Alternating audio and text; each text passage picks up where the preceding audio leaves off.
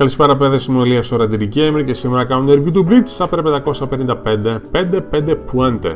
Ο Ichigo επιτέλους εμφανίζεται μετά από μπόλικα chapter απουσίας και η εμφάνισή του βασικά μου θύμισε την εμφάνιση που είχε κάνει όταν είχε πάει για να σώσει την Ρούκια την δεύτερη φορά, αν το θυμάστε, στη Soul Society, που είχε εμφανιστεί στον τόπο της εκτέλεσής της και που φορούσε ένα μανδύα, αν το θυμάστε. Η φορεσιά του αυτή τη φορά μου θύμισε κάπως αυτό, αλλά όχι ακριβώς έτσι. Βασικά μου φάνηκε ντυμένος σαν τσιγκάνος, να το πω πάνω κάτω.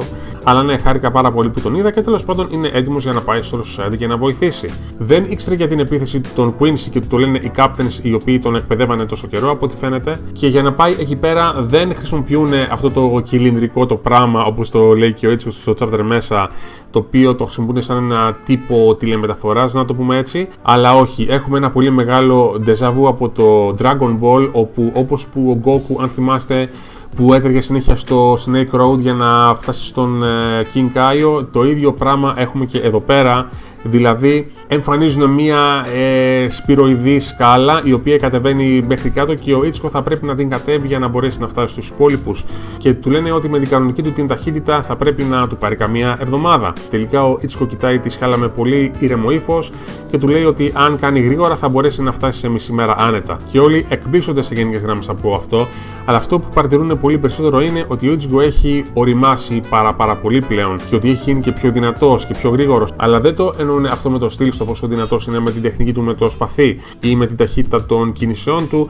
Το λένε με την έννοια ότι έχει οριμάσει, με δύο λόγια. Ότι όλα αυτά που έμαθα πλέον για το παρελθόν του, για το ποιος είναι στα αληθινά, την ιστορία για τους γονείς του, για την καταγωγή του, για το πώς κατέληξε να είναι το άτομο το οποίο είναι και πάρα πολλά άλλα πράγματα, φαίνεται ότι πλέον τον έχουν ατσαλώσει, τον έχουν δυναμώσει και φαίνεται ότι αυτή είναι η δύναμή του. Δηλαδή η ολοκληρωτική αυτογνωσία που έχει πλέον για το άτομό του, έτσι. Και είναι και το βασικό πράγμα το οποίο του δίνει και τη δύναμή του πλέον. Διότι όπως είχα πει και σε προηγούμενο μου επεισόδιο, εάν ξέρεις τον εαυτό σου και ξέρεις τα πάντα για τον εαυτό σου και τα έχεις και καλά με τον εαυτό σου πάνω απ' όλα, τότε δεν υπάρχει τίποτα το οποίο να μπορεί να σε σταματήσει σε αυτή την ζωή. Και αυτό ακριβώς φαίνεται να συμβαίνει και στον Ichigo, γι' αυτό πλέον φαίνεται πάρα πολύ ήρεμος σχετικά με τα όσα πρόκειται να επακολουθήσουν. Αλλά και πάλι όμως, λέγοντάς του ότι η μάχη έχει ξεκινήσει ήδη, βλέπουμε τον Ichigo να πηδάει κατευθείαν μες στη σπυροειδή τη σκάλα και δεν κατεβαίνει σκαλιά, αλλά πετάει κατευθείαν σφαίρα κάτω, ας πούμε. Λέει στον Ουραχάρα επίσης ότι θα καθυστερήσει λίγο, αλλά του λέει όμως επίσης και με μεγάλη σιγουριά, και ο Ουραχάρα το καταλαβαίνει, ότι θα καταφέρει οπωσδήποτε να κάνει κάτι για τον πόλεμο αυτό και να βοηθήσει για τις μάχες. Οπότε για μένα τουλάχιστον φαίνεται ότι ο Ichigo έχει γίνει badass 100% και ότι θα δούμε τρομερά πράγματα. Εν συνεχεία πάμε πίσω στο πεδίο της μάχης κάτω στη Soul Society, όπου τα πράγματα φαίνεται να είναι πάλι κάπως ανέλπιστα, διότι από ό,τι φαίνεται οι Stern Ritter έχουν ενεργοποιήσει το Voltstag Dig τους και ειδικά και όσον αφορά την Μπαμπιέτα, όπως λένε και οι ακολουθοί της, λένε ότι ίσως να έχει το πιο επικίνδυνο Voltstag Dig από όλους και ότι δεν έπρεπε να το ελευθερώσει και ότι τώρα που το ελευθέρωσε ότι μπορεί μόνη της να σταματήσει τον πόλεμο με μία κίνηση. Οπότε Παναγία μου και Χριστέ μου, ένας το ξέρει το τι δύναμης έχει. Και το βλέπουμε αυτό με το που ρίχνει μία βολή στον Χιράκο, που προσωπικά μου φάνηκε λες και του κόψε κοτζαμάν κουμπάνι του σώματός του, να το πω έτσι. Όπως και να έχει, δεν νομίζω ότι ο Χιράκο ότι έπεσε τόσο εύκολα, αν και ο Κομαμούρα είναι κάπως έκπληκτος. Αλλά και πάλι ναι, όλοι λένε ότι η μεταμόρφωση της Μπαμπιέτα και το Voltstag Dig το οποίο έχει είναι ίσως ένα από τα πιο ισχυρά όπλα ανάμεσα στους Stern Ritter και ότι τώρα που το ελευθέρωσε ότι τα πράγματα θα πάνε κατά διαόλου. Πάντως, αν θυμάστε που είχα πει στο προηγούμενο μου το επεισόδιο ότι το Voltstag Dig έχει και αρνητικές επιπτώσεις, μία από τις ακόλουθους της Μπαμπιέτα το είπε και εκείνη καθαρά ότι δεν θέλει να το χρησιμοποιήσει επειδή την κουράζει.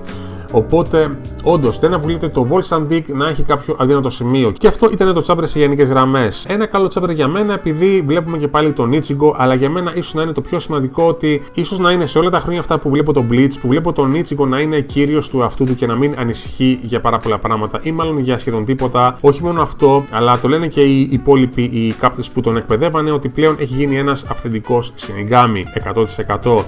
Και ότι πλέον έχει τις αυθεντικές του τις δυνάμεις και ότι δεν έχει τίποτα για να ανησυχεί πλέον και ειλικρινά. Και όντως, ξέροντας από πρώτο χέρι ότι ο Ichigo ίσως να είναι ο πιο χίλιο-ταλαιπωρημένος βασικός χαρακτήρας που να έχει εμφανιστεί ποτέ σε shonen manga, χαίρομαι πάρα πολύ που τον είδα σε αυτή τη μορφή, διότι πιστεύω ότι του άξιζε. Πραγματικά μετά από τόσα χρόνια ταλαιπωρίας, πιστεύω ότι του άξιζε να αποκτήσει μία μορφή σιγουριάς, να το πω έτσι. Και όπως είχα πει σε προηγούμενο μου επεισόδιο, η αυτογνωσία που μπορεί να έχει κάποιος είναι και το μεγαλύτερο όπλο που μπορεί να έχει κανείς, και αυτό το βλέπουμε ολοκάθαρα πλέον στον Ichigo και το βλέπουν και οι Captains που τον εκπαίδευσαν. Και τέλος πάντων, πιστεύω ότι θα κάνει την μεγάλη διαφορά φυσικά εννοείται στον πόλεμο αυτόν. Και προσωπικά ανυπομονώ να τον δω να κατέβει κάτω στο πεδίο της μάχης και να διαλύει τα Vorsandig με 2 λόγια. Αν και πιστεύω ότι έχουμε ακόμα πολλά πράγματα να δούμε από τους captains που πολεμάνε ήδη και ειδικά και από τον Kenpachi και τον Byakuya και τον Reggie και την Rukia. Αναμένουμε και αυτούς να κάνουν την εμφάνισή τους και να δούμε τι θα καταφέρουν στον πόλεμο. Και αυτά, παιδιά, σε γενικές γραμμές. Αυτό ήταν το review μου για τον Blitz αυτής της εβδομάδας. Ευχαριστώ για άλλη μια φορά που το παρακολουθήσατε και ευχαριστώ για την υποστήριξή σας. Να είστε πάντα καλά, να περάσετε ένα καλό απόγευμα. Γεια σας, φιλιά.